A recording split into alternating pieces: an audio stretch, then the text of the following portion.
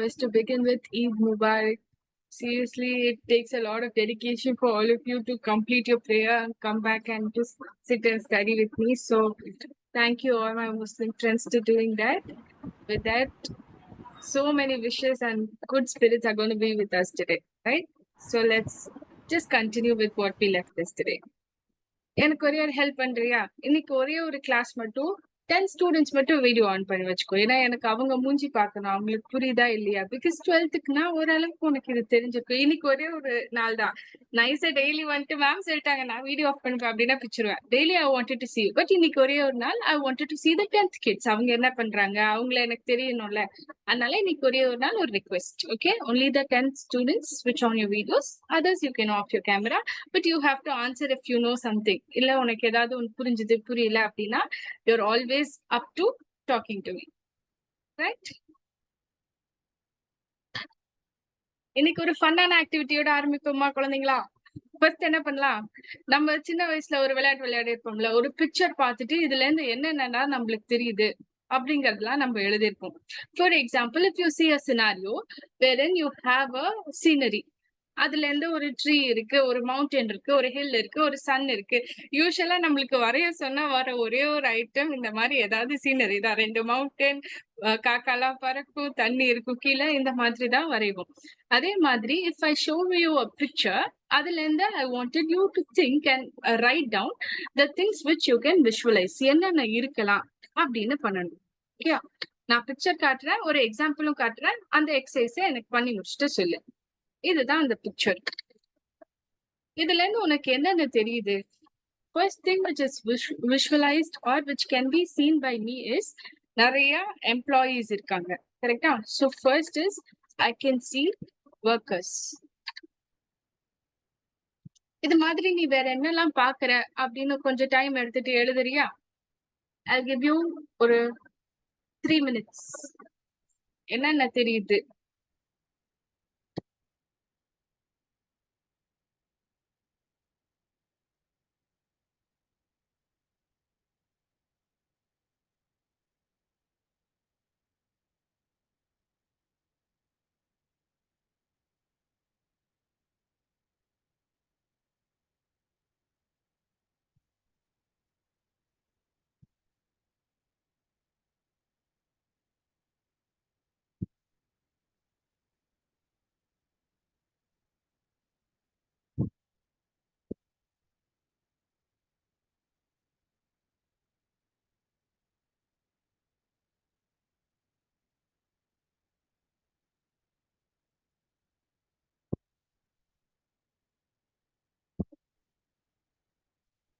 அருண் என்னடா எழுதுற?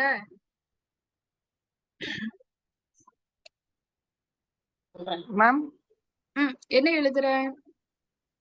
Workers machineries அது மாதிரி எழுதிட்டு இருக்கேன் மேம். மிஷினரி எழுதுற. ஓகே, கண்டினியூ பண்ணிடுறியா? Yes ma'am.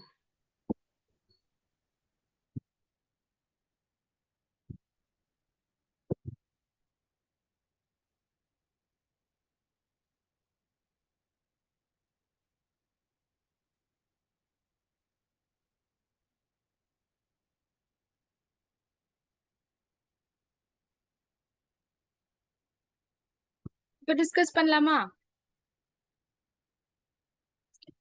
ஃபர்ஸ்ட் பார்த்தோன்னே there is a place. So நேத்துக்கு நம்ம பேசின மாதிரி a building.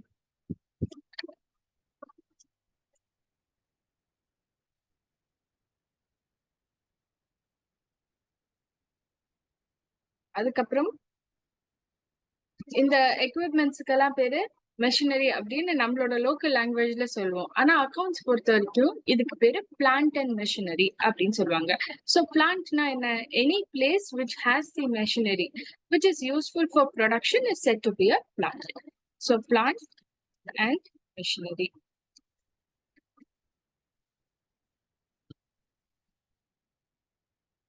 அடுத்தது எலக்ட்ரிசிட்டி. பவர் இல்லாம எதுவுமே இருக்காதுல்ல. So power and fuel.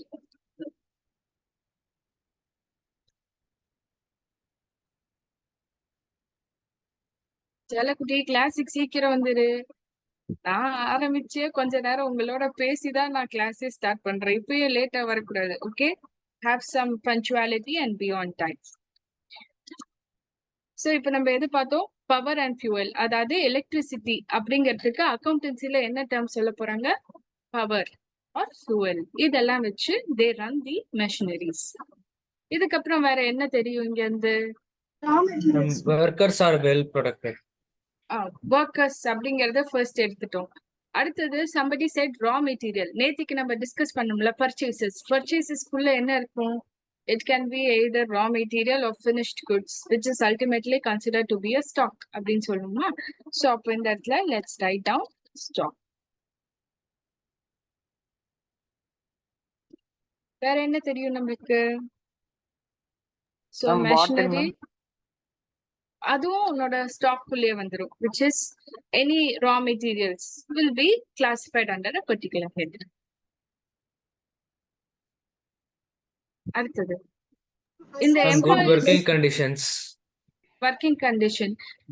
அந்த ஒர்க்கிங் கண்டிஷனுக்கு meaning to say AC. AC Well இல்லைன்னா இது ventilated windows. ஓகே. ஸோ இது எல்லாமே பில்டிங்கோட பார்ட்ல வந்துடும்ல. Windows will also be included in building. ஆனா இந்த இடத்துல ஒண்ணு யோசிச்சு பாரு, நீ இதை நம்ப மாட்டேன் இது ஒரு ஏசி ஃபேக்டரின்னு. ஆனா இன் கேஸ் ஒரு ஐஸ்கிரீம் பண்ணணும்னா we need to have a good ventilation. Ma'am, அப்போ அந்த products. அப்போ உனக்கு வந்து you need to have ventilation அப்படிங்கும்போது there will be other items like AC, fan, light, இதெல்லாமே இருக்குமா? அப்போ இது எல்லாத்துக்கும் let's have first AC, அப்புறம் light. சரியா? இப்போ இதை ஒவ்வொன்னா பிரேக் டவுன் பண்ணுவோமா? இதெல்லாம் தான் நீ ஒரு பிளான்ட்ல ஆர் ஒரு ப்ரொடக்ஷன் யூனிட்ல பார்த்திருக்க. இப்போ இதுல இருந்து நம்ம என்ன பார்க்க போறோம் அப்படின்னா, இன்னைக்கு topic is going to be asset and expenditure. புது வேர்ட் அசெட். நேத்திக்கு வரைக்கும் நம்ம பார்க்கல, இன்னைக்கு புதுசா ஒரு வேர்ட் என்ன பார்க்க போறோம்? அசெட். சோ ஃபர்ஸ்ட் அசெட்டோட மீனிங் என்ன அப்படிங்கறது புரிஞ்சுக்கலாமா? I am an asset to my family அப்படின்னு சில பேர் சொல்லுவாங்க. சோ அசெட்னா என்ன? உன்னோட விஷுவலைசேஷன் படி நீ சொல்லு, உனக்கு என்ன தெரியுது அசெட்னா என்னவா இருக்கலாம்? ஏன்னா நான் உனக்கு இங்கிலீஷ்ல ஒரு Ma'am, சென்டென்ஸ் சொல்லிட்டேன், it which will is it will carry future benefit. Okay. எனக்கு I have some worth, I can give some benefit to my family அப்படிங்கிறது தான் அசெட். Good pronoun. ஸோ இது in case if you apply in a business, அப்போ எப்படி இதுக்கு ஒரு definition கொடுக்கலாம் R எல்லாருக்கும் புரியுற மாதிரி எப்படி இதை சொல்லலாம் அப்படின்னா, ஃபர்ஸ்ட் திங் இஸ் நீ வந்து ஒரு எக்ஸ்பெண்டிச்சர் பண்ற. Okay, for example I go and buy an AC now. இது எக்ஸ்பெண்டிச்சர் தானே. நான் வந்து என்கிட்ட இருந்து கேஷ் கொடுத்து ஒரு பொருளை வாங்கிட்டு வந்துடுறேன். இந்த ஏசியோட லைஃப் டைம் எப்படி இருக்கும்?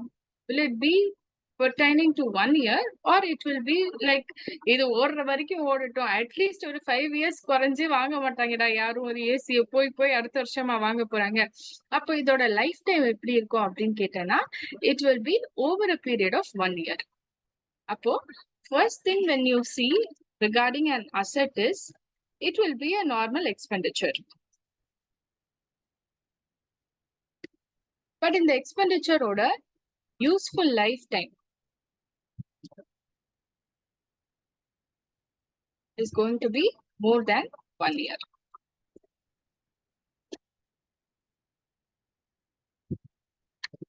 Okay.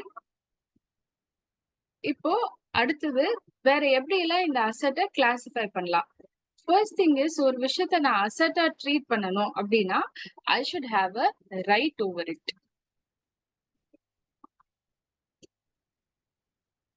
ரைட்னா என்ன? I should own that asset. நான் இப்போ ஒரு பொருளை வச்சிருக்கேன் அப்படின்னா, if someone comes and like if they are in a position to use it in their own mercy, I don't have a right over it. அப்படின்னா இந்த பொருளை எப்படி யூஸ் பண்ணணும் அப்படின்னு சொல்ற அந்த கமாண்ட் வந்து என்கிட்ட இருக்கணும். அப்போதான் அதுக்கு பேரு ரைட். சோ நீ எந்த ஒரு எக்ஸ்பெண்டிச்சர் வாங்கி பண்றேனாலும் ஃபர்ஸ்ட் கேட்டகரி நம்ம என்ன செக் பண்ண போறோம்? அதோட யூஸ்ஃபுல் லைஃப் எப்படி இருக்கு அப்படின்னு செக் பண்ண போறோம். If it is more than a year, then you will go for the next criteria stating who has a right over it. Rightனா என்ன? அத கமாண்ட் பண்றது. இந்த அசெட் ஆர் இந்த பர்டிகுலர் ரிசோர்ஸை இப்படிதான் யூஸ் பண்ணணும் அப்படின்னு சொல்றது தான் ரைட். எனக்கு வேணும்னா நான் அதை யூஸ் பண்ணிப்பேன். இப்போ for example, if I own an AC and if I feel it's too hot, I can ஸ்விட்ச் it on. So in that time, I have the command to switch it on or off. Nobody is going to say that you can't switch on the AC right now, apart from my parents. So அப்படி இருக்கும்போது, I have the right over the asset. Correct? So the first thing which you will check is right. இப்போ நான் உனக்கு இன்னொரு terminology சொல்லி தரவா? இது even 12th standard பசங்களும் கொஞ்சம் கவனிச்சுக்கோ. ரைட் அப்படின்னு வரும்போது சப்ஸ்டன்ஸ் ஓவர் ஃபார்ம். இதை எழுதிக்கிறியா? எழுதிட்டு we'll discuss. அசெட் அப்படின்னா ஃபர்ஸ்ட் இது ஏதோ ஒரு எக்ஸ்பெண்டிச்சர். இந்த எக்ஸ்பெண்டிச்சரோட யூஸ்ஃபுல் டைம் பார்த்தேன்னா over a period of 1 year இருக்கு. இந்த அசெட் அப்படிங்கிற ஒரு ரிசோர்ஸை நம்ம கிளாசிஃபை பண்ணோம்னா ஃபர்ஸ்ட் விஷயம் we need to have a right over it. Right அப்படின்னு பார்க்கும்போது we need to see the substance over the mere form. இந்த line எழுதிக்கோ. I'm going to explain substance over form in a minute.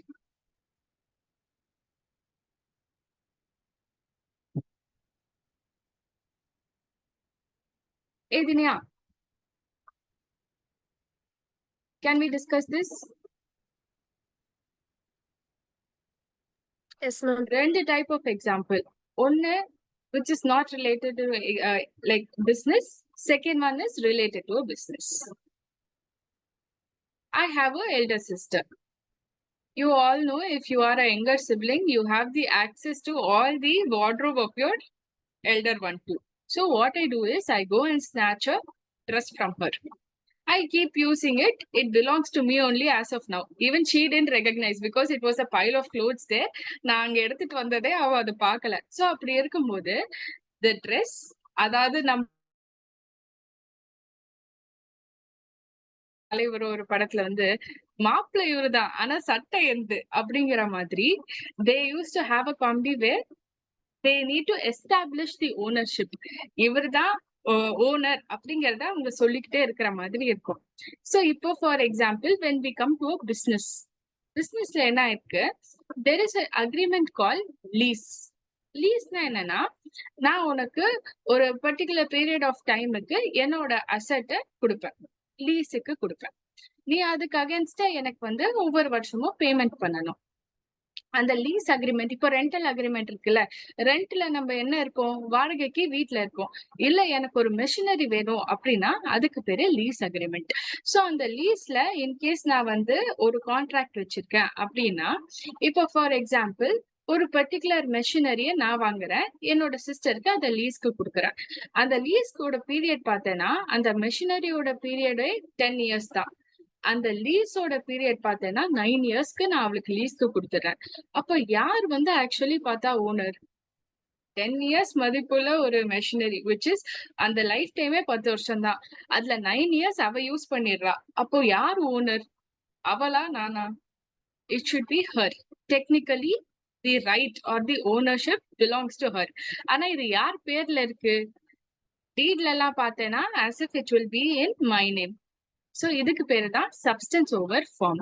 அந்த லீகலான forms எல்லாத்துலயுமே இருக்கிற பேரெல்லாம் என் பேர் தான். ஆனா யூசேஜ் பார்த்தேன்னா அவ தான் யூஸ் பண்றா for the majority of the life time of the asset. அப்போ அசெட்டோட ஓனர் யாரு அப்படின்னு கேட்டா, in technical terms she becomes the owner of the asset. So substance over ஃபார்ம்னா என்னது? டெக்னிக்கலா எக்கனாமிக் ஃபார்ம் என்ன அப்படிங்கறத நம்ம செக் பண்ணணும், அண்ட் லீகல் ஃபார்ம் என்ன அப்படிங்கறத செக் பண்ணணும்.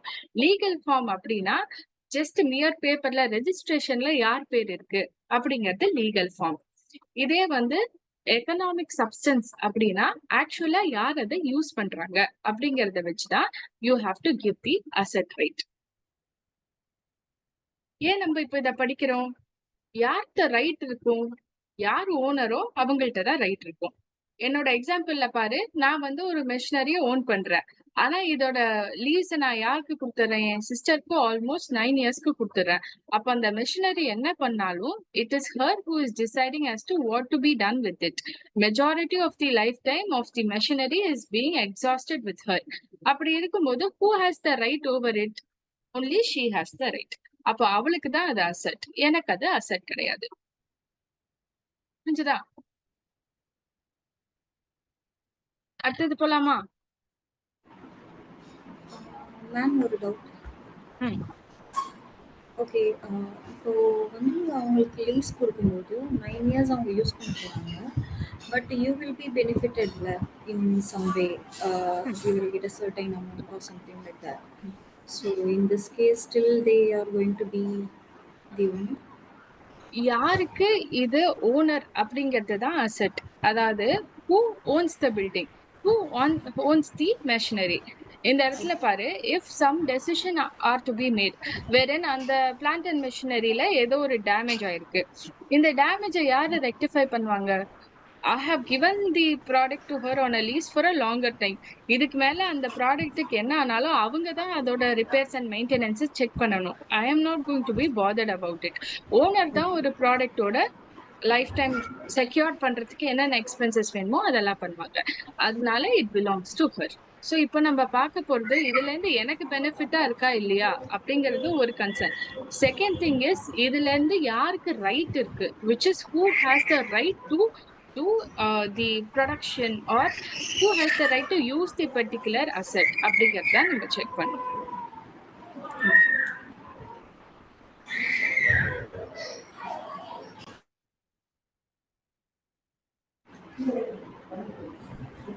சோ இப்போ அடுத்தது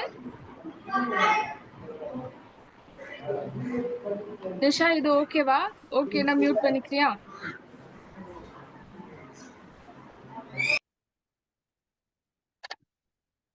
சோ இப்போ நம்ம என்ன பாக்குறோம்? அசெட் அப்படின்னா ஒரு எக்ஸ்பெண்டிச்சர். இந்த எக்ஸ்பெண்டிச்சரோட யூஸ்ஃபுல் லைஃப் வந்து ஓவர் அ பீரியட். அதுல நம்மளுக்கு என்ன தெரியணும்? உனக்கு ரைட் இருக்கா இல்லையா அப்படிங்கறது நம்மளுக்கு தெரியணும். ரைட் அப்படிங்கிறது வெறும் பேப்பர்ல மட்டும் இருந்தா போதாது. Even technically and practically you should have the economic substance of right over you. Right மட்டும் இருந்தா போதுமா? I should have a control also over it.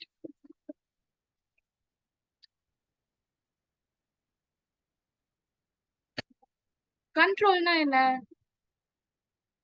இன்னைக்கு எவ்வளவு ப்ரொடக்ஷன் நடக்கணும் அப்படிங்கிற அந்த டெசிஷன்லாம் எடுப்பாங்க பாத்தியா, இதுக்கு பேரு கண்ட்ரோல். அது மட்டும் இல்லாம இந்த அசட்டை வச்சுக்கலாமா வேணாமா அப்படிங்கிறதுக்கு பேரும் கண்ட்ரோல். சோ அப்போ இந்த அசட்டை எப்படி யூஸ் பண்ணணும் அப்படின்னு சொல்ற அந்த டைரக்ஷன்லாம் இருக்கு பாத்தியா, இது எல்லாமே என்கிட்டதான் இருக்கணும். So I should possess the direction of usage.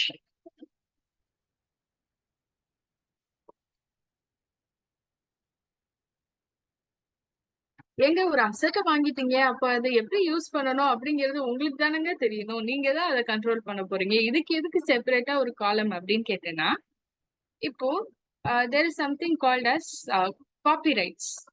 நம்ம யூடியூப்ல நிறைய பார்த்திருக்கோம்ல, காப்பிரைட் ஸ்ட்ரைக் அடிச்சிட்டாங்க அப்படின்னு எல்லாரும் சொல்லுவாங்க. அப்படின்னா என்ன அர்த்தம்? வேற ஒருத்தனோட கண்டென்ட்டை நீ ஆட்டையப்பட்டு நீ உன்னோட கண்டென்ட்டை காமிச்ச அப்படின்னா அப்போ they will give you a copyright stating இது என்னோட கண்டென்ட் அப்படிங்கிறது. இப்போ இதே விஷயம் if it happens in a businessல என்ன பண்ணுவாங்க? You need to have a knowledge on how things are to be done. இப்போ ஃபார் எக்ஸாம்பிள் கொக்கோ கோலாவோட ஃபார்முலா நம்ம யாருக்குமே தெரியாது இல்லடா. அவன் ஏதோ ஒண்ணு கண்டுபிடிச்சிட்டான். அவனோட மெஷினரிக்குள்ளேயே அதெல்லாம் எப்படி என்னென்ன யூஸ் பண்ணி கண்டுபிடிச்சிருக்காங்க அப்படிங்கறதெல்லாம் only those personnel will know. They will not leak it to us.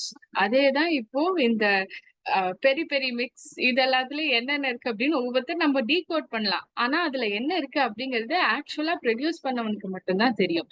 இதுக்கு பேரு தான் காப்பிரைட் ஆர் பேட்டன்ட்.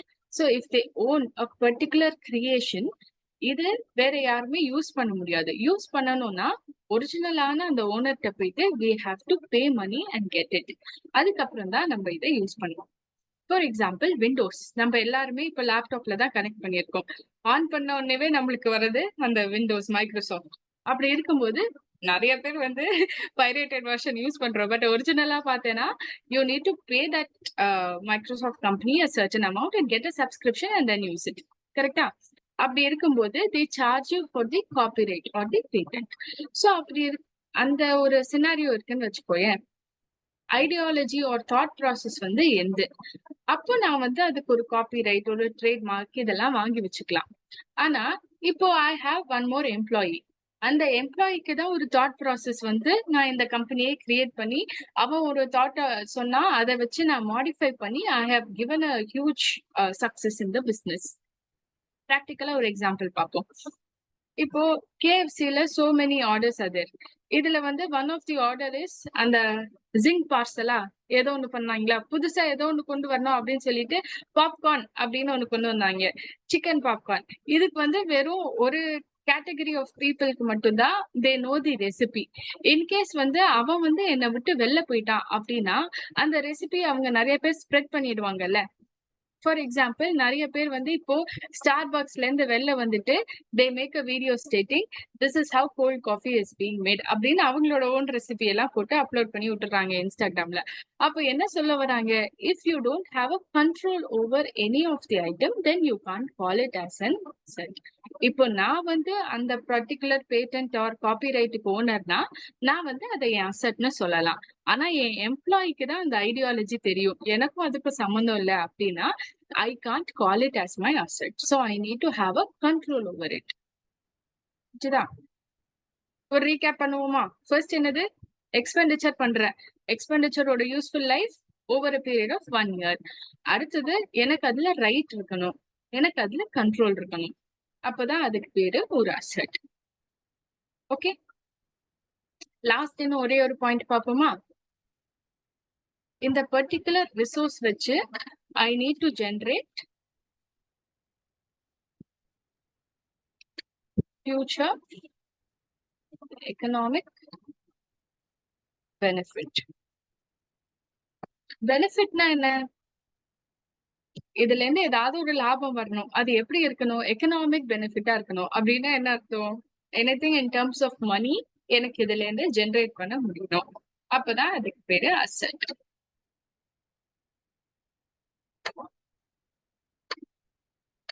இது எழுதிக்கிறியா? Generate future economic benefit.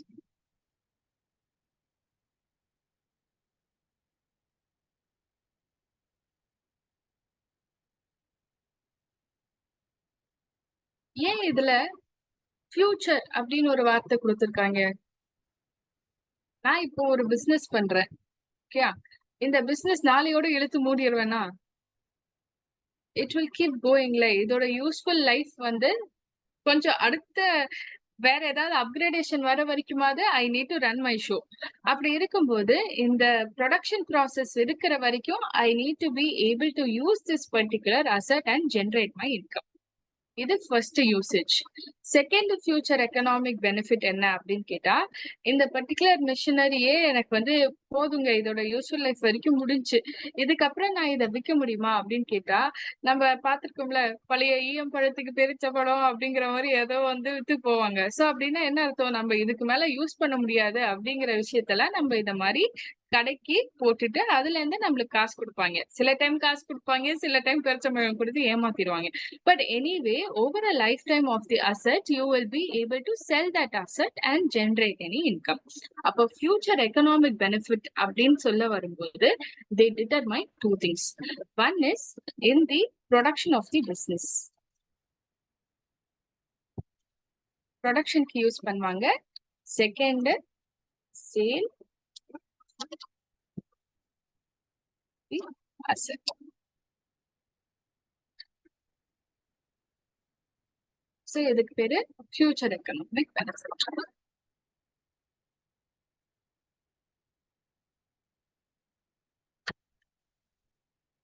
Okay, இப்போ ரீகேப் பண்ணுவோமா?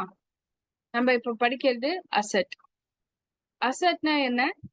ஜென்ரலா நீ இப்போ ஒரு ப்ரொஃபஷனல், உன்னை யாராவது அசெட்னா என்ன அப்படின்னு கேட்டாங்கன்னா நீ எப்படி இதை சொல்லணும் அப்படிங்கறத சொல்லித்தரேன்.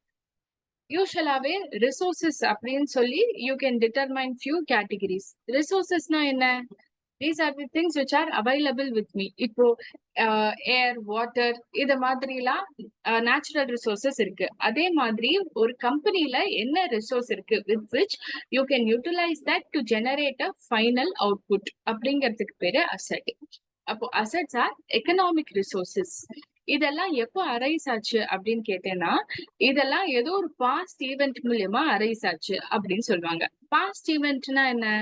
நீ என்னைக்கோ ஒரு நாளைக்கு வாங்கியிருக்க முன்னாடி நாள், அதை வச்சுதான் ஃபைனலா you can term it to be an asset. அதாவது நீ என்னைக்கு வாங்கியிருக்கியோ அன்னில இருந்து இட் பிகம்ஸ் அன் அசெட். இதுல இருந்து உனக்கு என்ன கிடைக்கும் அப்படின்னா, ஃபியூச்சர் எக்கனாமிக் பெனிஃபிட்ஸ் உனக்கு கிடைக்கலாம். இதுல இந்த பாஸ்ட் ஈவென்ட் எனக்கு இப்ப புரியல அப்படின்னாலும் இதை ஹோல்ட் ஆன் பண்ணிக்கோ. பட் உனக்கு இப்ப தெரிய வேண்டியது டூ மேஜர் திங்ஸ். ஒன்னு வந்து எக்கனாமிக் ரிசோர்ஸ், இன்னொன்னு ஃபியூச்சர் எக்கனாமிக் பெனிஃபிட். இது ரெண்டு புரிஞ்சுதா அப்படிங்கறத சொல்லு. புரிஞ்சது மேம். புரிஞ்சது மேம். Yes ma'am. ஓகே, இப்போ இந்த அசெட் எப்படி எல்லாம் இருக்கும் அப்படின்னு பார்க்கலாமா? நம்ம என்னென்ன சொல்லிட்டோம்? ஒரு கம்பெனி வந்து என்னெல்லாம் வந்து ஒரு ரிசோர்சஸ் வச்சிருக்காங்களோ, இந்த ரிசோர்சஸ் மூலியமா அதுக்கு ஏதாவது ஒரு பெனிஃபிட் கிடைச்சதுன்னா இது எல்லாத்துக்கும் பேரு அசெட் அப்படிங்கறது சொல்லிட்டோம்.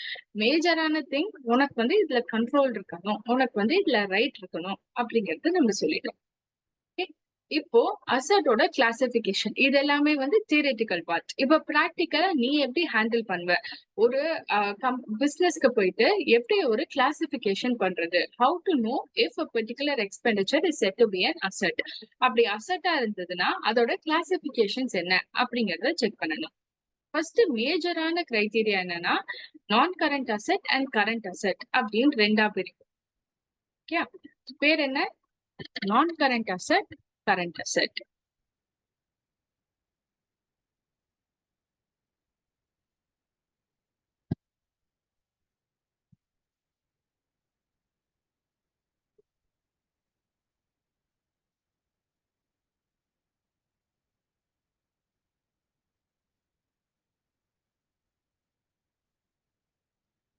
ஓகே, கரண்டா எங்களுக்கு தெரியாத கரண்டா? அது என்ன படம்டா? அந்த விஜயகாந்தோட படம், என்ன தொட்டா இந்த எலக்ட்ரிக்கே ஷாக் அடிக்கும் அப்படிங்கிற மாதிரி அந்த கரண்டா? இல்லாட்டி இந்த அக்கௌண்டன்சி பொறுத்த வரைக்கும் கரண்ட் அப்படின்னா these are the things which can be easily converted into cash. ஈஸியா உன்னால இத கேஷா மாத்த முடியும் அப்படின்னு சொல்றதுக்கு பேரு கரண்ட். இல்லங்க இதுக்கு கொஞ்சம் டைம் எடுக்கும் அப்படின்னு சொன்னா அதுக்கு பேரு நான் கரண்ட் அசெட். சோ இன்னைக்கு இது ஞாபகம் வச்சுக்கிறியா? which is what is said to be a current asset அப்படின்னு கேட்டா anything which is easily convertible into cash.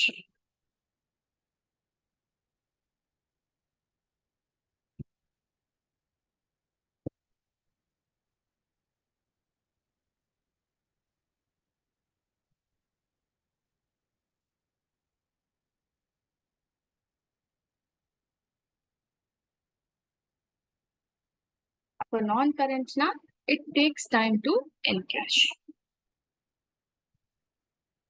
எக்ஸாம்பிளோட சொல்லுங்க, அப்போதான் எங்களால ரிலேட் பண்ணிக்க முடியும் அப்படின்னு கேட்டேன்னா, இப்போ நம்மளோட பேரண்ட்ஸ் எல்லாத்துமே பேங்க் அக்கவுண்ட்ஸ் இருக்கும். எவ்வளவு டைப் ஆஃப் அக்கவுண்ட்ஸ் உனக்கு தெரியும்? சேவிங்ஸ், எஸ்பி, எஃப்டி, ஆர்டி இது மாதிரி தெரியுமா? சேவிங்ஸ்னா நீ எப்போ வேணாலும் போயிட்டு you can use that card and you can withdraw the money. FD நீ எப்போ வேணாலும் போய் எடுத்துட்டு வருவியா? அதோட மெச்சூரிட்டி முடியும் போதுதான் you can take money from it. கரெக்டா? அப்போ இது ரெண்டு தான் மேஜரான difference. wherein if it can be converted into cash immediately it is said to be a current asset. எனக்கு வேணும்னா நான் கன்வெர்ட் பண்ணிப்பேன் அப்படிங்கிறது பேரு current asset. இல்லங்க, I need to have this particular asset over a period of time. நான் இத வந்து விற்கிறதுக்காக வாங்கல, I need to use it in my business அப்படிங்கிற மாதிரி சில அசெட்ஸ் நீ வாங்கினா அதுக்கு பேரு நான் கரண்ட் அசெட். ஓகே, என்னென்ன கதை படிச்சிருக்கோம் இன்னைக்கு? நம்ம படிச்சது எக்ஸ்பெண்டிச்சர்ல ஃபர்ஸ்ட் பாயிண்ட், சிலது அசெட்டா கிளாசிஃபை பண்ணிக்கலாம். அசெட்னா என்ன? ஏதோ ஒண்ணு வாங்கியிருக்கோம், அது உடனேவே நம்ம யூஸ் பண்ண போறது இல்ல, அதோட பீரியட் வந்து 1 வருஷமும் தாண்டி இருக்கும் அப்படின்னு நம்ம டிசைட் பண்ணிருக்கோம். இப்படி இருக்கும்போது ஃபர்ஸ்ட் கேட்டகரி, உனக்கு அதுல ரைட் வேணும், உனக்கு அதுல கண்ட்ரோல் வேணும். இதுல ஒரு சென்டென்ஸ் நம்ம என்ன படிச்சோம், சப்ஸ்டன்ஸ் ஓவர் ஃபார்ம், அதாவது யார்கிட்ட எக்கனாமிக்கல் சப்ஸ்டன்ஸ் இருக்கு ஓவர் மியர் லீகல் ஃபார்ம், அவங்கதான் ஓனரா இருப்பாங்க அப்படிங்கறத படிச்சோம். அடுத்தது, இந்த பெர்டிகுலர் அசெட் யூஸ் பண்ணி நம்மளால ஃபியூச்சர்ல ஏதாவது எக்கனாமிக் பெனிஃபிட் ஜெனரேட் பண்ண முடியணும். எக்கனாமிக் பெனிஃபிட்னா என்ன, நான் இப்போ ப்ரொடக்ஷனுக்கு யூஸ் பண்ற மாதிரி இருக்கிற அசெட்ஸ் எல்லாமே, அதாவது ரிசோர்சஸ் எல்லாமே it will form under asset. ப்ரொடக்ஷனுக்கு நான் ஏன் யூஸ் பண்ணணும், ஏன்னா அல்டிமேட்டா I'm going to sell the product and generate the economic benefit. Second thing is, இத வந்து அப்படியே வித்து கூட எனக்கு ஒரு பெனிஃபிட்டா இருக்கலாம். ஏங்க இப்போ கேஷ் எல்லாம் இருக்கே, கேஷ் வந்து ஏன் நான் அசெட்டா ட்ரீட் பண்ணணும் அப்படின்னா, இப்போ அதுக்கும் ஒரு வேல்யூ இருக்கு. இன்னைக்கு ஒரு கேஷ் வச்சிருக்க அப்படின்னா, though there is a time value of money, it will also bring out economic benefit to your particular organization. அப்படின்னா என்னங்க, எனக்கு புரியல அப்படின்னு கேட்டா, இப்போ உன் கையில ஒரு 100 rupees இருக்கு. இந்த 100 rupees வச்சு you have the right or a control over it. நீ இதை எப்படி வேணா use பண்ணிக்கலாம்ல. You have the right to spend it in a way, in any form you choose. So அப்படி இருக்கும்போது ஈவன் அண்ட் கேஷ் ஆர் பேங்க்ல இருக்கிற amount, இது எல்லாமே it is a part of your asset தான். So don't restrict your imagination stating, எதெல்லாம் நான் வந்து ப்ரொடக்ஷன் யூஸ் பண்றேனோ அது மட்டும்தான் அசெட் அப்படிங்கிற அந்த தாட் ப்ராசஸ் விட்டுரு. It will contain so many criterias, ஒவ்வொன்றும் டிஃப்ரெண்டா இருக்கும். நம்ம அதெல்லாம் இப்போ கிளாசிபிகேஷன்ஸ் படிக்க போறோம். But just on the thought of it, you can classify or category your asset into two: non-current and current. Non-current அப்படின்னா it will take time to be encashed. Current asset அப்படின்னா it is easily convertible into cash. Okay, இன்னைக்கு இந்த கதை போதுமா? கொஞ்சம் அக்கௌண்டன்சில இன்னும் எப்படி எப்படி இருக்கும் அந்த மாதிரி பேசிக் கான்செப்ட்ஸ்லாம் இன்னும் கொஞ்சம் படிப்போமா? ஒவ்வொரு நாளைக்கு ஒவ்வொரு டெர்மினாலஜி படிப்போம். ஒரு ஏரியா இதை படிச்சுக்கிட்டோம்னா நம்மளுக்கு எதை படிச்சோம் எதை விட்டோங்கிற மாதிரி ஆயிடும். நீ இதை நாளைக்கு கண்டினியூ பண்ணுவ. ஸோ அப்போ you have to make sure you remember current asset, non current asset. Okay, as of now asset வரைக்கும் கம்ஃபர்டபுளா இருக்கியா? Yes, ma'am. Yes, ma'am. Yes ma'am. Yes, ma'am. Yes, ma'am. Beautiful. Yes, இப்போ ma'am. நேத்துக்கு நம்ம என்ன படிச்சோம்? we were talking about few terminologies. என்னென்ன படிச்சோம்? கேபிட்டல், கிரெடிட்டார், இதெல்லாம் படிச்சோமா? எக்ஸ்பெண்டிச்சர். இதுல இந்த கிரெடிட் அப்படிங்கிற ஒரு Separately டேர்ம் explain, மட்டும் ma'am. நம்ம இன்னும் கொஞ்சம் எக்ஸ்பிளைன் பண்ணலாமா? கிரெடிட் அப்படின்னா என்ன?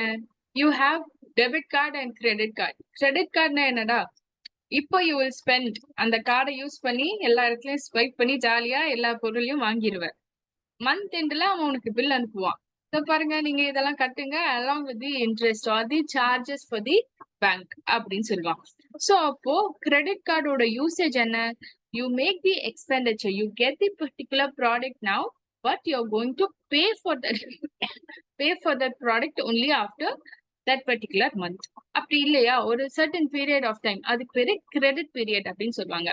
அந்த பீரியட் முடியும் போது நீ திருப்பி அந்த அமௌண்ட்டை அந்த கம்பெனிக்கு கொடுத்துடணும். இதுக்கு பேரு கிரெடிட். சோ இப்போ உன்னோட அக்கௌண்டன்சில மேஜரா நீ அடிக்கடி யூஸ் பண்ற வார்த்தை வந்து கிரெடிட். கிரெடிட்ல என்னென்ன நம்ம வார்த்தை இருக்கு, அதுக்கு என்னென்ன மீனிங்ஸ் இருக்கு அப்படிங்கறது ஒரு சின்ன ஜிஸ்ட் மாதிரி எழுதி வச்சுக்கலாம்.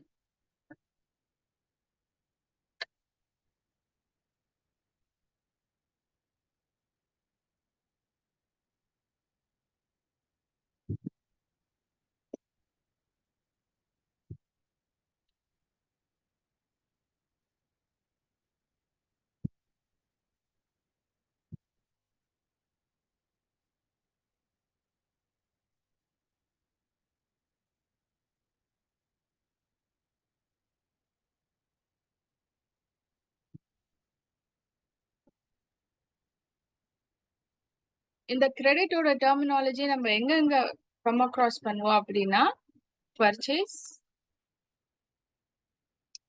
சேல். செகண்ட், யார்கிட்ட இருந்து நம்ம வாங்குறோமோ அவங்கள நம்ம கிரெடிட்டார் அப்படிங்கிற அந்த டெர்மினாலஜிக்குள்ள போட்டு வச்சோம். சோ இந்த ரெண்டு இடத்துலயும் you will be saying credit. So கிரெடிட்னு பார்த்தாலே உனக்கு என்ன ரிலேட் பண்ணிக்க தெரியணும்? It should be related along with credit card. அப்படின்னா என்ன? நீ வந்து எக்ஸ்பெண்டிச்சர் இப்ப பண்ணிடுவ, but payment will be deferred and it will be paid at a later period. So அப்போ there are two items which are involve. ஒன்னு வந்து நீ பர்ச்சேஸ் பண்ணிடுற, செகண்ட் வந்து இந்த கிரெடிட்டாருக்கு பேமெண்ட் பண்ண போற அதுக்கப்புறமா. இது ரெண்டுமே it belongs to the same category.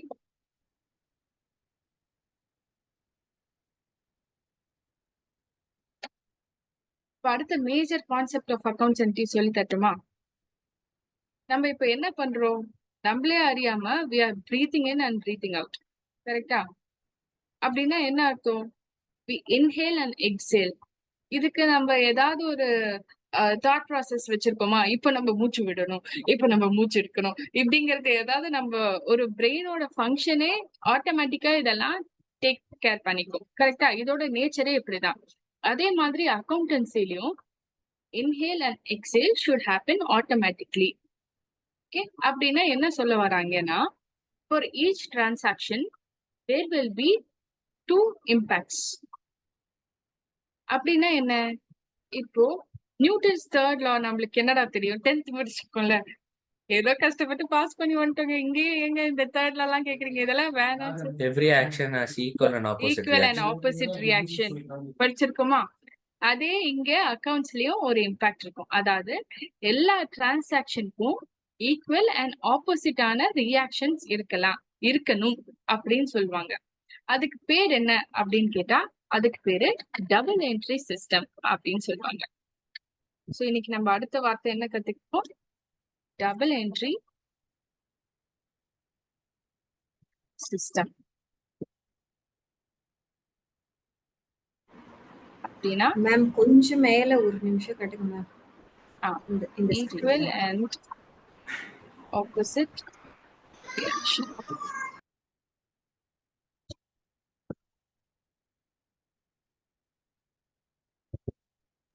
இந்த side ma'am generate future economic benefit பக்கத்துல அந்த ப்ரொடக்ஷன்.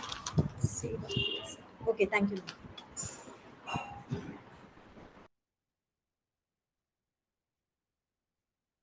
சோ அக்கவுண்ட்ஸ் எதுல ரிவால்வ் ஆகுது? Double entry system. அப்படின்னா என்ன? நம்மளோட புக்ஸ்ல ஃபர்ஸ்ட் இதுல என்னென்ன வேர்ட்ஸ் இருக்கு அப்படிங்கறத பார்க்கலாம். Double entry system. டபுள்னா ரெண்டு இம்பாக்ட் கொடுக்கணும். என்ட்ரி அப்படின்னா நம்ம புக்ஸ்ல எழுதும் போது டபுள் இம்பாக்ட் கொடுக்கணும் அப்படின்னு சொல்றாங்க. சிஸ்டம் அப்படின்னா இது ஒரு ப்ராசஸ், நீ இதை ஃபாலோ பண்ணணும் அப்படின்னு சொல்றதுதான் டபுள் என்ட்ரி சிஸ்டம். இதை நம்ம எப்படி டெக்னிக்கலா ஞாபகம் வச்சுக்கிறது? For every event there will be two items which are being affected. Yeah. இப்ப அடுத்த லெவல் போவோமா? நம்ம இப்ப என்ன படிக்கிறோம்? Double entry system. Double entry system அப்படின்னா என்ன அக்கவுண்ட்ஸ்ல நடந்தாலும், எந்த ஈவெண்டா இருந்தாலும் it will have two impacts அப்படின்னு படிக்கிறோம். two impacts எனக்கு புரியலையே அப்படின்னு கேட்டா, இப்ப ஃபார் எக்ஸாம்பிள் உனக்கு கிளாசிபிகேஷன்ஸ் தெரியணும், அதுக்கப்புறம் தான் we can go in depth to these. So இப்ப கிளாசிபிகேஷன்ஸ் படிப்போமா? மேஜரா அக்கவுண்ட்ஸ் பொறுத்த வரைக்கும் how do they classify each thing அப்படின்னா,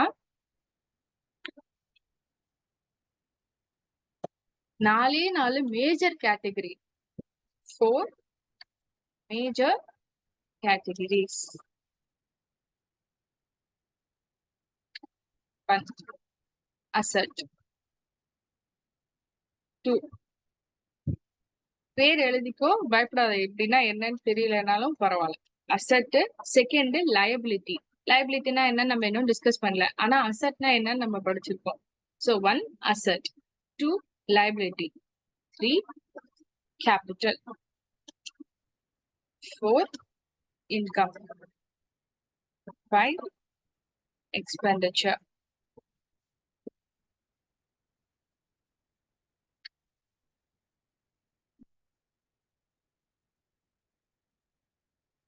இந்த பேர் மட்டும் எழுதிக்கிறியா? 5 major categories: asset, liability, capital, income, expenditure. இவ்வளவுதான் உன்னோட அக்கௌண்டன்சி. இந்த அஞ்சுல ஏதாவது ஒரு இம்பாக்ட், ஏதாவது ஒரு எலிமெண்ட் வந்து அஃபெக்ட் ஆகும் with each of the transaction.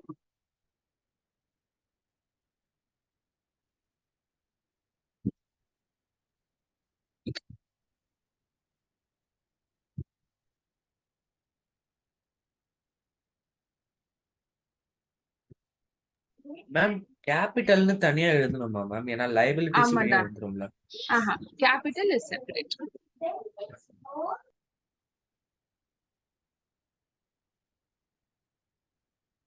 So இப்ப நம்ம என்ன சொல்றோம், அக்கௌண்டன்சி பொறுத்த வரைக்கும் என்ன நடந்தாலும் any event you have to be in a position to identify if it belongs to what box in these. அதாவது ஏதாவது அசட்டா, லயபிலிட்டியா, கேபிட்டலா, இன்கமா, எக்ஸ்பெண்டிச்சரா, இது மாதிரி எது இருந்தாலும் நீ அதை கிளாசிஃபை பண்ணிக்கணும்.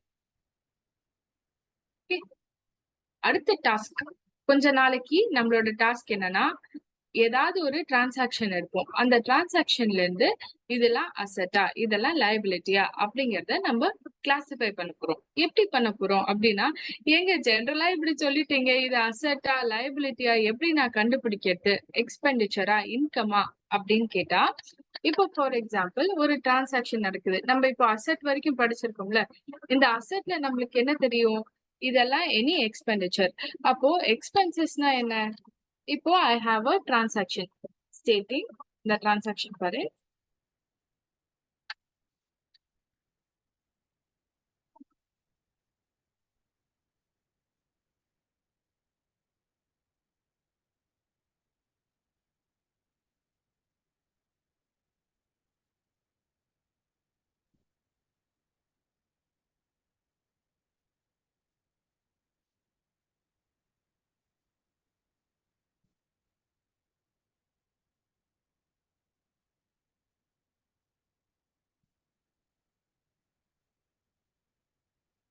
உனக்குன்னு ஒரு ஈவெண்ட் தராங்க. அதாவது நீ வந்து ஒரு ஆபீஸ்க்கு போற, அந்த ஆபீஸ்க்கு போனோடனே இன்னைக்கு ப்ரொடக்ஷன்ல என்னப்பா நடந்தது அப்படின்னு கேட்டா, அந்த மேனேஜர் சொல்றாங்க, இன்னைக்கு நாங்க ஏசி வாங்கிட்டோங்க ப்ரொடக்ஷன் யூனிட்டுக்கு, ஒரு 15,000க்கு வாங்கிருக்கோம் அப்படின்னு சொல்றாங்க. நம்மளோட வேலை என்ன, நேத்திக்கு கிளாஸ்ல நம்ம ஒண்ணு பார்த்தோம், எப்ப வந்து அக்கௌண்டன்சி யூஸ் பண்ண போறாங்க, என்ன என்ன ஸ்டெப் அப்படின்னு பார்த்தா, ஃபர்ஸ்ட் நம்ம ஒரு டிரான்சாக்ஷன் ஐடென்டிஃபை பண்ணணும், செகண்ட் அதை மெஷர் பண்ணணும், தேர்டு நம்ம ரெக்கார்ட் பண்ணணும், ஃபோர்த்து சம்மரைஸ் பண்ணணும் அப்படிங்கறத பார்த்தோம். அப்ப இந்த இடத்துல டிரான்சாக்ஷன் இருக்கு அப்படிங்கறத ஐடென்டிஃபை பண்ணிட்டோமா. Second measurement. மெஷர்மெண்ட் பண்ணும்போது இதுல அடிஷ்னலா நீ வந்து ஒரு ஆடிட்டர், அக்கௌண்டன்ட்டுக்கும் ஆடிட்டருக்கும் வித்தியாசம் இருக்கும்ல.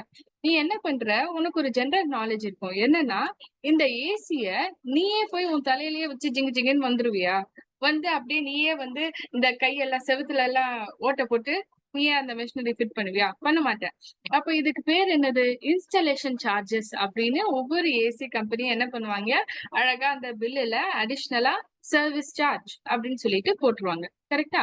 These will be like apart from, நீ ஃபர்ஸ்ட் ஏசி வாங்கும் போது 15,000 தான் சொல்லுவாங்க, இங்க எடுத்துட்டு வந்து இறக்கி இதெல்லாம் முடிச்சதுக்கு அப்புறமா சர்வீஸ் சார்ஜஸ் அப்படின்னு இன்னொரு பில் கொடுப்பாங்க. கரெக்டா?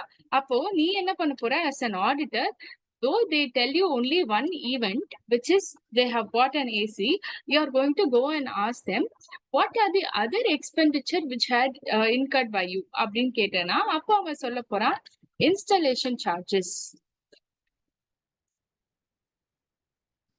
அப்படின்னு சொல்லிட்டு, ஐ பெய்ட் ஆல்மோஸ்ட் 1,000 அப்படின்னு அவன் சொல்றேன். சோ இப்போ நான் மெஷர்மெண்ட் பண்ணணும்னா, ஏன்னா நம்ம ஃபர்ஸ்ட் கேட்டகரி ஐடென்டிஃபை பண்ணிட்டோம், செகண்ட் கேட்டகரி இதை மெஷர் பண்ணணும். மெஷர் பண்ணும்போது ஐ ஹாவ் டூ அமௌண்ட்ஸ். ஒன்னு எவ்வளவு வந்து ஏசியோட பிரைஸ், இன்னொன்னு இன்ஸ்டாலேஷன் சார்ஜஸ். நம்மளோட அசெட்டோட டெபினிஷன் படி பார்த்தா இது ஒரு எக்ஸ்பெண்டிச்சர் தான்.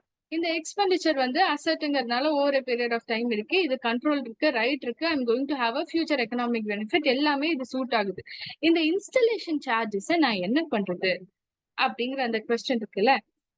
இப்போ என்ன பண்ணுவாங்க, அக்கௌண்ட்ஸ் பொறுத்த வரைக்கும் உனக்கு ஒரு பைபிள் மாதிரி வேணும் அப்படின்னா, யூ ஹாவ் அக்கௌண்டிங் ஸ்டாண்டர்ட்ஸ். அதாவது எனக்கு இதை எப்படி யூஸ் பண்றது, இதை எப்படி என்ட்ரி எழுதுறது அப்படின்னு தெரியலன்னா, நம்ம இப்போ அம்மா அப்பாட்ட போய் கேட்போம்ல, அதே மாதிரி அக்கௌண்டன்சில உனக்கு ஏதாவது ஒண்ணு தெரியணும்னா, அப்போ you can go and ask for accounting standards.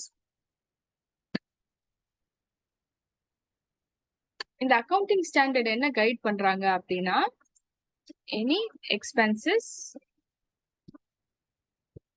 incurred to bring an asset to its present condition must be capitalized.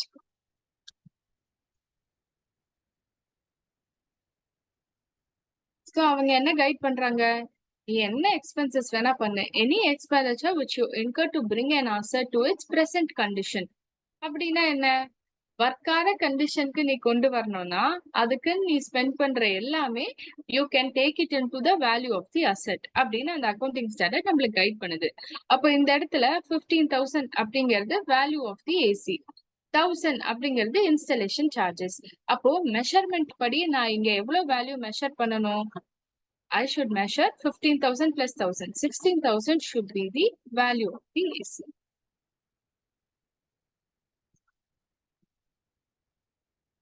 மெஷர்மெண்ட்லயே அப்போ யோசிச்சு பாரு, புது விஷயம் நம்ம இன்னைக்கு கத்திருக்கோம். நேற்றுக்கு வரைக்கும் என்ன படிச்சோம், ஒரு டிரான்சாக்ஷன் இருக்கு, அதை ஐடென்டிஃபை பண்ணணும், செகண்ட் அதை மெஷர் பண்ணணும். மெஷர் பண்றதுக்கு உனக்கு என்னென்ன வேணும், எவ்வளவு பிரைஸ் நீ பே பண்ணிருக்க எக்ஸ்சேஞ்ச் ஆஃப் பர்டிகுலர் அசெட்டுக்கு அப்படிங்கிற அந்த டிரான்சாக்ஷன் வேல்யூ தான் யூஸ்வலாவே மெஷர்மெண்ட்ல இருக்கும். அப்பார்ட் ஃப்ரம் தட் வேற ஏதாவது எக்ஸஸா இருக்கணும் அப்படின்னா இது எல்லாமே அக்கௌண்டிங் ஸ்டாண்டர்ட்ஸ் ஒன்னு கைட் பண்ணும். சோ அதுக்கேத்த மாதிரி இங்க நம்ம என்ன பண்ணிருப்போம், இந்த extra 1,000 rupeesமே you are incurring in order to bring that asset to working condition. அதனால இதையும் நம்ம வேல்யூ ஆஃப் அசெட்லயே எடுத்துக்கணும் 16,000. இதுக்கப்புறம் இதை நம்ம இப்போ ரெக்கார்ட் பண்ண போறோம். ரெக்கார்ட் இப்பதான் மெயினான ப்ராசஸ், கொஞ்சம் ப்ளீஸ் பார்த்துக்கோங்க. தேர்ட் ப்ராசஸ் என்ன பாக்குறோம், யூ நீட் டு ரெக்கார்ட் அப்படின்னு சொல்றாங்க. ரெக்கார்ட்னா என்னன்னா புக்ஸ்ல எழுதணும், கரெக்டா? எழுதும் போது இப்போ நம்ம வந்து ஒரு பேராகிராஃப் எழுதுறோம் அப்படின்னா அதோட ஃபார்மேட் என்ன, யூஸ்வலா மார்ஜின்ல இருந்து கொஞ்சம் தள்ளி எழுதுவோம், அதுக்கப்புறம் ஒரு பேராகிராஃப் முடிஞ்சோடனே கொஞ்சம் லைன் விடுவோம், அண்ட் ஹெட்டிங் வந்து சென்டர்ல எழுதுவோம். இதெல்லாம் யார் சொல்லி கொடுத்தாங்க? That is how a paragraph is written or an essay is written அப்படிங்கிற மாதிரி யூனிவர்சலி அக்செப்ட் பண்ண ஒரு செட் ஆஃப் ரூல்ஸ் இருக்கு, கரெக்டா? அதே மாதிரி அக்கவுண்ட்ஸும் எப்படி எழுதணும் அப்படிங்கிறதுக்கு ஒரு ரூல் இருக்கு. எப்படி எழுதணும் அப்படின்னா 2 லைன் இருக்குன்னு வச்சுக்கோ. ஃபர்ஸ்ட் லைன்ல you need to right 1 transaction. அப்படி இருந்ததுன்னா you need to use 2 lines for it. 2 lines எதுக்காக, நம்மளோட டபுள் என்ட்ரில என்ன சொல்றாங்க, any transaction will impact 2 items அப்படின்னு பார்த்திருக்கோம். அப்ப அக்கவுண்ட்ஸ் எழுதணும் அப்படின்னா ஃபர்ஸ்ட் திங் இஸ் எல்லாருக்கும் ஒவ்வொரு பேர் இருக்கும்ல. இப்போ ஃபார் எக்ஸாம்பிள் பிரணவ் அப்படின்னா அவனோட பேரு பிரணவ் அப்படின்னு நம்மளுக்கு தெரியும். அக்கௌண்டன்சில ஒவ்வொருத்தருக்கு பேர் வைக்கணும் அப்படின்னா எப்படி வைப்பாங்க, எல்லாரோட பேர்லயும் அடிஷ்னலா அக்கவுண்ட் அப்படின்னு ஒரு பர்டிகுலர் வேர்டை ஆட் பண்ணிக்கணும். இப்போ for example AC account, fan account, Pranav account, Unni account, Yogesh account அப்படின்னு எல்லாரோட பேர்லயும் அடிஷ்னலா அக்கவுண்ட் அப்படிங்கிற ஒரு வார்த்தையை நம்ம யூஸ் பண்ண போறோம். இனிமேல இருந்து அக்கௌண்டன்சில அக்கவுண்ட் அப்படிங்கறது அந்த பேரை எல்லா ஐட்டம்க்கும் நீ யூஸ் பண்ணணும். ஓகே, இப்ப யாராவது ஒருத்தரை நம்ம ரெஃபர் பண்ணோம்னா நார்த் இந்தியால எல்லாம் வந்து ஜி அப்படின்னு சொல்லுவாங்களா, அது என்ன இம்பாக்டோ அதெல்லாம் எனக்கு தெரியாது. அதே மாதிரி அக்கௌண்டன்சில நம்ம என்ன யூஸ் பண்ண போறோம், அக்கவுண்ட் அப்படிங்கிற அந்த வார்த்தையை யூஸ் பண்ணிக்கலாம்.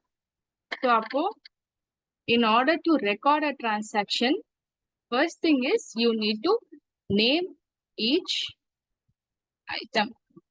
எப்படி நம்ம இதுக்கு பேர் வைக்க போறோம், அவங்களோட original name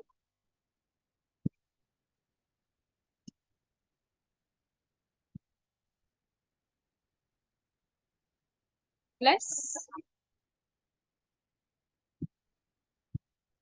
account. Example machinery account. Example cash account. Example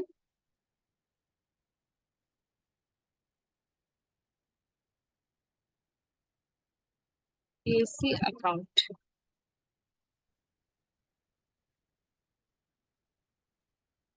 இது எழுதுறியா? So first we identified the transaction, we measured it, now to record it. எப்படி இதை ரெக்கார்ட் பண்ணணும்? ஒவ்வொரு ஐட்டமுக்கும் ஃபர்ஸ்ட் பேர் வைக்கணும். பேர் எப்படி வைக்கிறது? ஒரிஜினலா அதோட நேம் என்ன பிளஸ் அதோட சேர்த்து அக்கவுண்ட் அப்படின்னு சொல்லி நம்ம ஒரு பேர் வைக்கணும்.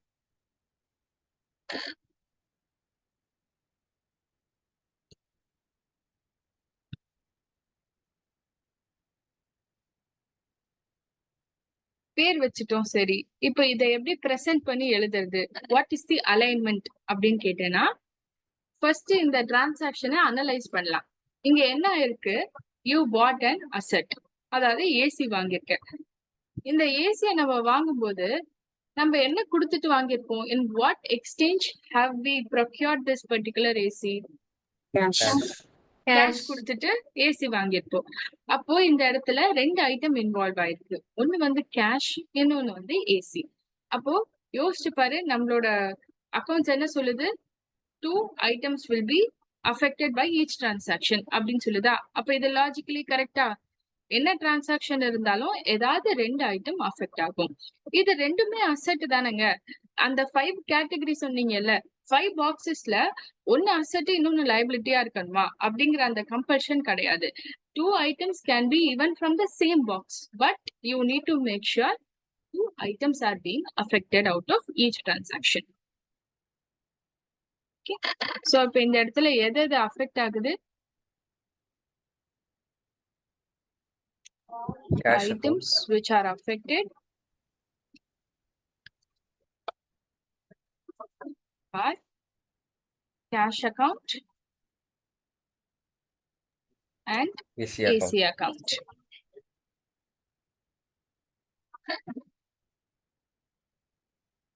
Okay.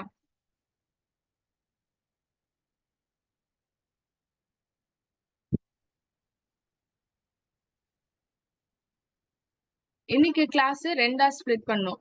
ஃபர்ஸ்ட் ஹாஃப்ல அசெட் அப்படிங்கிற அந்த டெர்மினாலஜி படிச்சோம்.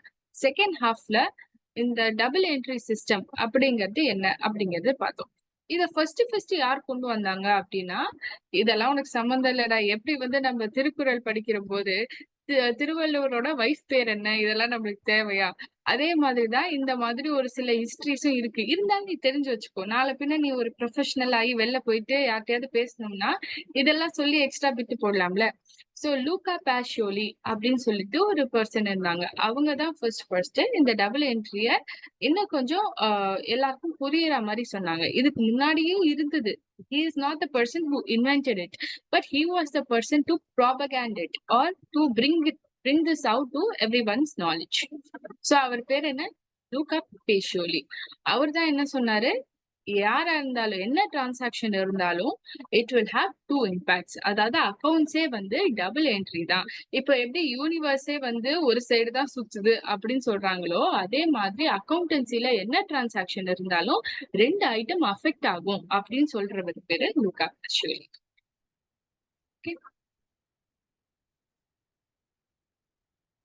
அடுத்தது இன்னைக்கு ஃபர்ஸ்ட் ஹாஃப்ல அசெட் பார்த்தோமா? இப்ப கொஞ்சோண்டு இந்த கேபிட்டல் டச் பண்ணலாமா? கேபிட்டல்ல என்னென்ன இருக்கலாம் அப்படிங்கறத பார்த்துட்டு இன்னைக்கு ஒண்ணு விட்டுறேன். ஏன்னா நம்மளோட லிஸ்ட் ஆஃப் பாக்ஸஸ்ல என்னென்ன இருந்தது? Asset, liability, capital, income, expenditure. கரெக்டா? இதுல லைபிலிட்டிஸ் வந்து I will hold on for tomorrow. But இந்த கேபிட்டல் அப்படிங்கறது நேத்திக்கு கொஞ்சம் பார்த்தோம். அப்போ இன்னைக்கு அதோட ஃபியூச்சர் ஃபர்தர் டெஃபினேஷன்ஸ் எல்லாம் பார்த்து முடிச்சிடலாமா? சோ இப்போ ஒரு கேபிட்டல் அப்படின்னா anything which the owner is investing in a particular business is said to be capital. எதுக்காக ஒரு கேபிட்டல் நெசசரி அப்படின்னு கேட்டா, இப்போ without any base or a fund a company cannot exist. கரெக்டா? அதோட எல்லா டிரான்சாக்ஷன்ஸுக்குமே ஏதாவது ஒரு பேஸ் வேணும். சோ அப்படி இருக்கும்போது யாராவது ஒருத்தர் கேஷ் கொடுத்தாதான் we can start our company and run it. யாராவது ஒருத்தர் காசு கொடுக்குறாங்க அப்படின்னா even you can approach the bank and get the money from them. யார் காசு கொடுத்தாலும் நான் பேங்க், யார் காசு கொடுத்தாலும் நான் அதை யூஸ் பண்ணிப்பேன். கரெக்டா? அப்படி இருக்கும்போது there are 2 categories. If you borrow the money from others and if you borrow the money from owners. இந்த மாதிரி ரெண்டு டிஃபரன்சியேஷன் இருக்கு. Okay, so இப்போ ஃபர்ஸ்ட் capital. இந்த capital படிக்கும்போது the thing is, in order to run a business, you need money. இந்த மணியை நான் யார்கிட்ட borrow பண்ண போறேன்? Either I can borrow it from my owner or I can borrow it from third party. If I borrow it from my owner, it is said to be capital.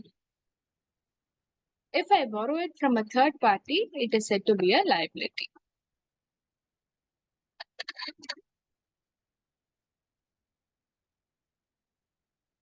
எனக்கு மணி தான் வேணும் அப்படிங்கிற அந்த நெசசிட்டி இல்ல. Even I can borrow any fixed asset too.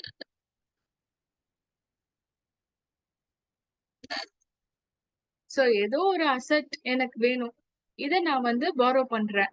If I borrow it from my owner, that is said to be a capital. If I borrow it from a third party or saying a bank, அந்த மாதிரி இருந்ததுன்னா that is said to be a liability.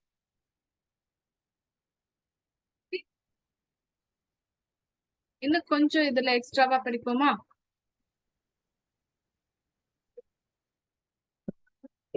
நேத்திக்கு நம்மளோட எக்ஸாம்பிள்ல introduced building அப்படின்னு பார்த்தோம். அதாவது பில்டிங்க நான் இப்போ இந்த கம்பெனிக்கு கொடுத்திருக்கேன். சொல்லுங்க அர்ச்சனா. Capital ma'am. புரியலடா மேம். பில்டிங்ன்றது அசட்டா கேபிட்டல்ல இரு இரு இரு இரு நான் சொல்லிடுறேன். அதுதான் நம்ம இப்ப எக்ஸ்பிளைன் பண்ண போறோம். அதோட இன்னைக்கு வச்சுக்கலாம். ஓகே, நேத்திக்கு இந்த பில்டிங் அப்படிங்கிற ஒரு கான்செப்ட் பார்த்தோம். இத நம்ம இப்போ 3 கேட்டகரிஸா பிரிக்க போறோம். First category owner.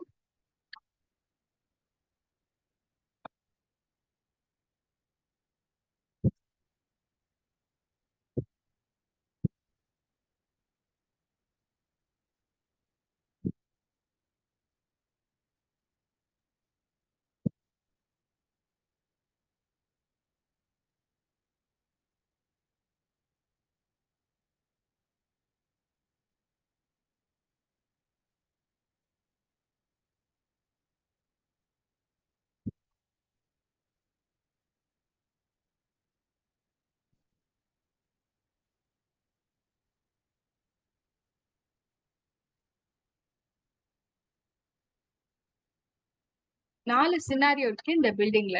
First scenario, owner இருக்கார் பாத்தியா, அவரு தான் இந்த பில்டிங்க ஓன் பண்றாங்க. அவங்க இந்த கம்பெனிக்கு கொடுக்குறாங்க. கம்பெனிக்கு கொடுக்கும்போது இதுல இருந்து எதுவுமே எனக்கு ரிட்டர்ன் வேணாங்க, நீ இந்த பில்டிங்க வச்சுக்கோ அப்படிங்கிறது தான் ஒரு agreement. Meaning to say they have just invested this particular asset into your business.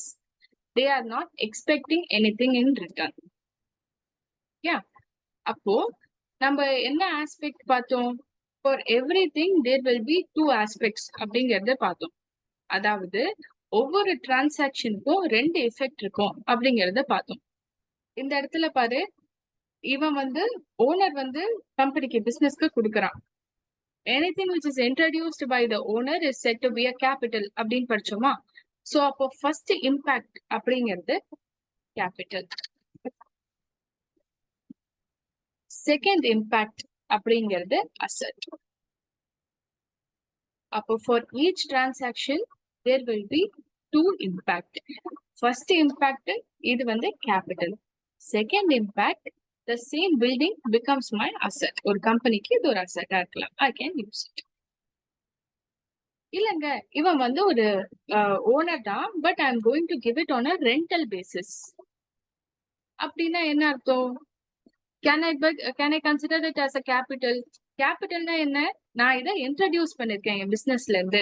இதுல இருந்து எனக்கு எந்த பெனிஃபிட்டும் வேண்டாம். If at all the company earns profit, I can take from that in the future அப்படின்னு சொல்றதுதான் introducing anything into the business. இங்க இருந்து they need to have a particular agreement saying I need to get a rent அப்படிங்கிற மாதிரி owner is thinking in an economical term. அப்போ will he introduce the building or is he giving on a rental basis? இது வெறும் rental agreement தான். கரெக்டா? அப்போ இது என்னது? It is just an expenditure for the company. So expenditure வரும்போது rent நான் பே பண்றேன் அப்படின்னா என் கையில இருந்து கேஷ் ஆல்சோ லீவ்ஸ். கரெக்டா? அப்போ ரெண்டு இம்பாக்ட் எங்க இருக்கும் அப்படின்னு கேட்டா, எக்ஸ்பெண்டிச்சரோட இம்பாக்ட் ஒண்ணு இருக்கும், கேஷ்ல இன்னொரு இம்பாக்ட் இருக்கும். மேம் கேஷ் அசெட்டா நீம் பண்ணலாம் மேம். அசெட்.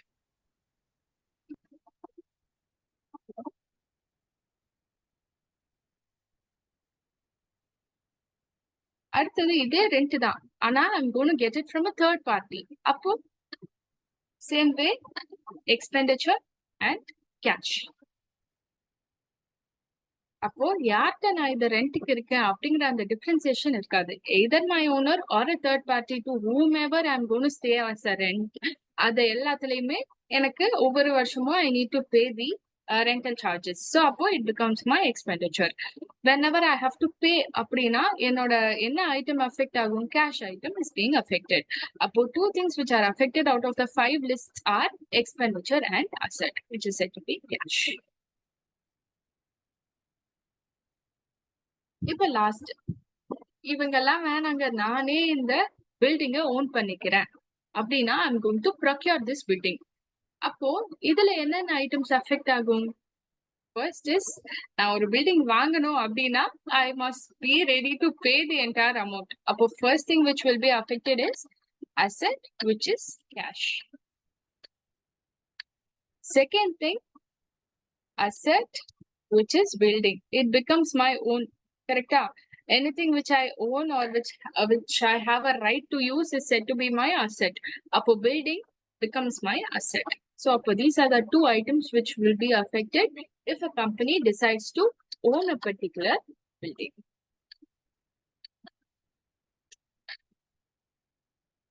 இந்த டேபிள் எழுதிக்கிறியா?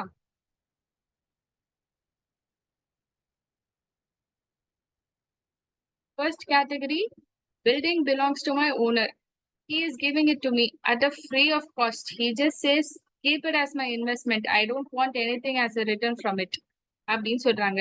அப்படி இருக்கும்போது first is he is introduced it as a capital. So capital and my asset will be affected. Assetன்னு சொல்லும் போது இந்த இடத்துல I am meaning to say building.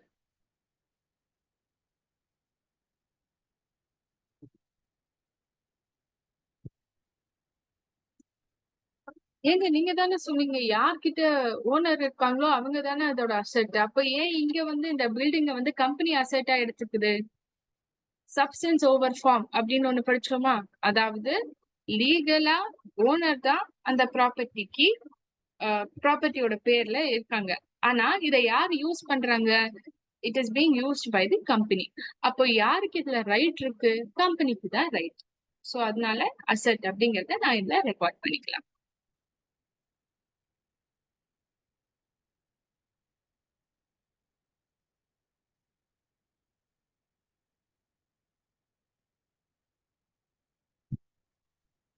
ஓகேயா?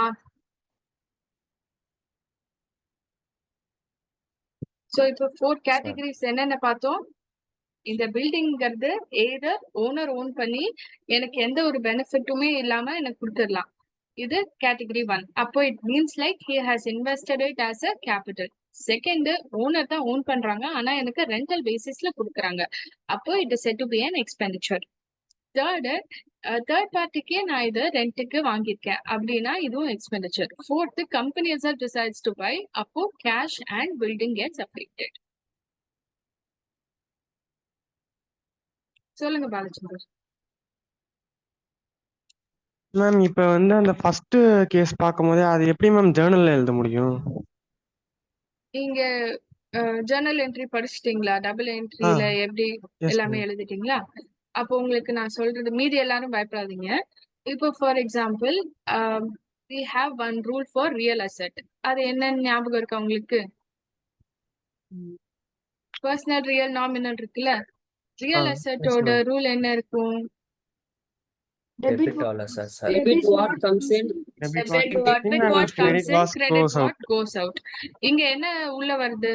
மெஷினரி உள்ள வருது. machinery. சோ அப்ப மெஷினரி டெபிட் பண்ணும். அடுத்தது கேபிட்டல் அப்படிங்கிற மாதிரி இருந்ததுன்னா இது என்ன அக்கவுண்ட்குள்ள வரும்? பர்சனலா, ரியலா, நாமினலா? Personal ma'am. பர்சனல். ஏன்னா இது denotes தி proprietor. அப்போ பர்சனலோட என்ட்ரி என்னது? Debit the receiver, credit the giver. இங்க அவன் நம்மளுக்கு கொடுத்திருக்கானா, அதனால அவனை நம்ம கிரெடிட் பண்ணணும். So machinery to capital. Okay ma'am.